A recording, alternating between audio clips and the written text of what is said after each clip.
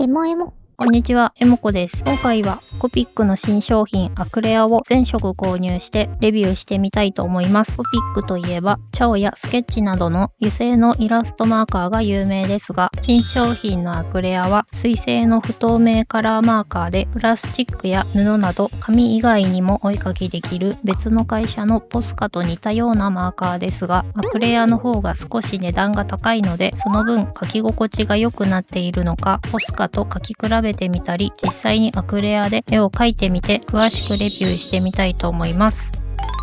それでは早速開封していきましょう。色は6色入りが4セットの全24色です。セットはビビット、ライト、ディープ、ニュートラルの4種類で、各セットが1782円、1色ずつは297円です。ペンの見た目はシンプルで可愛いです。コピックチャオやスケッチと比べるとこんな感じで、3本とも同じくらいの長さです。ペンの太さはチャオと似ていて細身で持ちやすいです。使い始めはペン先にインクが出ていないので、最初はキャップを閉めてよく振ってからインクが出るまで紙にペン先を上下に押し込むと使えるようになります。このあたりはペンによって結構ばらつきがあって、2回くらい押し込んで出てくるペンと6回くらいで出てくるペンがありました。次に使う時もインクを混ぜたり出しやすくするためによく振ってから使うのがいいらしいです。インクが出にくい時は最初と同じようによく振ってペン先を押し込むと出てきます。ちなみにキャップのカラーマークはインクの色を忠実に表しているらしいので確認してみたいと思います。というわけで色見本表を作って塗ってみました。軽い力でスルスルっと濃くはっきり描くことができました。すごく可愛い色が揃っています。キャップの色と見比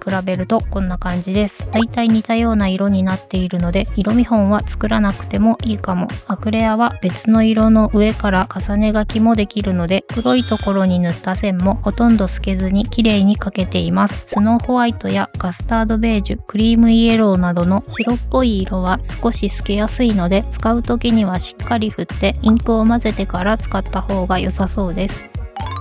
次は色の紹介と最初に買うと良さそうなおすすめの色を紹介します。各セットにはそれぞれ似たような色がまとめられていて、ビビットのセットにはフラミンゴピンク、トマトレッド、マンダリンオレンジ、レモンイエロー、リーフグリーン、スカイブルーの明るくポップな色が揃っています。ライトのセットにはライラック、コーラルピンク、カスタードベージュ、クリームイエロー、アップルグリーン、ターコイズブルーのパステルカラーで優しい雰囲気の色が入っています。ディープのセットにはパンジー、ダークローズ、レッドビーン、マスタードイエロー、ピーコックグリーン、インディゴブルーの濃い色だけど鮮やかでおしゃれな色が入っています。ニュートラルにはスノーホワイト、リッチブラック、クールグレー、セピア、ゴールド、シルバーが入っていて、モノトーンと金、銀などのメタルカラーのセットになります。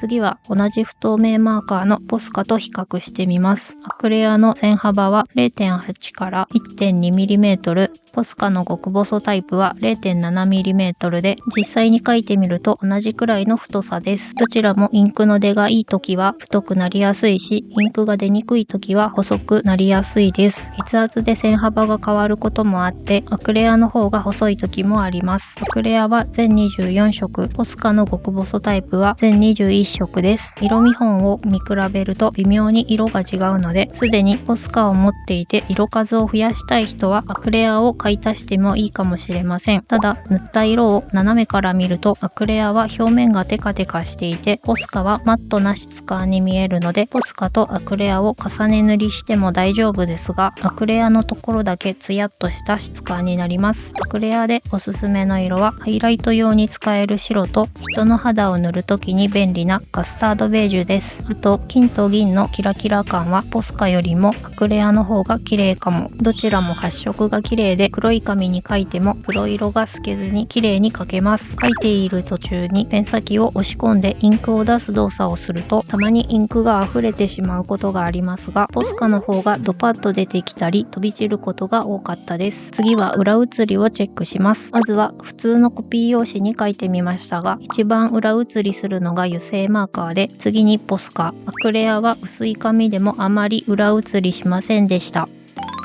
次はアクレアとポスカの極細タイプの似ているところをまとめてみます。ペン先はどちらもプラスチック製なので硬くて丈夫そうです。インクがしっかり出ている時はスルスルっと書けるので、プラスチックだから書きにくいということはなかったです。インクは水性の顔料インクで乾かすと耐水性になります。不透明インクなので乾いてから重ね塗りすると下の色と混ざったり透けることなく綺麗に塗ることができます。使用前にしっかりペンを振らないとインクが薄く出ることもあります。コピックの油性マーカーとの併用もできますが、塗る順番には注意が必要です。アクレアは対アルコールではないので、アクレアの上に油性マーカーで着色するとアクレアのインクが溶け出して流れるようなので、先に油性マーカーで塗って後からアクレアを使うのが良さそうです。紙以外に金属、木、ガラス、プラスチック、石やキャンバスなどいろいろな素材にかけて楽しいです。というわけで実際にアクレアを使って100均で買ったプラスチック製のスマホケースにお絵かきしてみます。iPad で描いて印刷した下絵をスマホケースの裏に固定してアクレアで丁寧になぞっていきます。細かい絵にしすぎたので塗るのが難しいけど、乾くと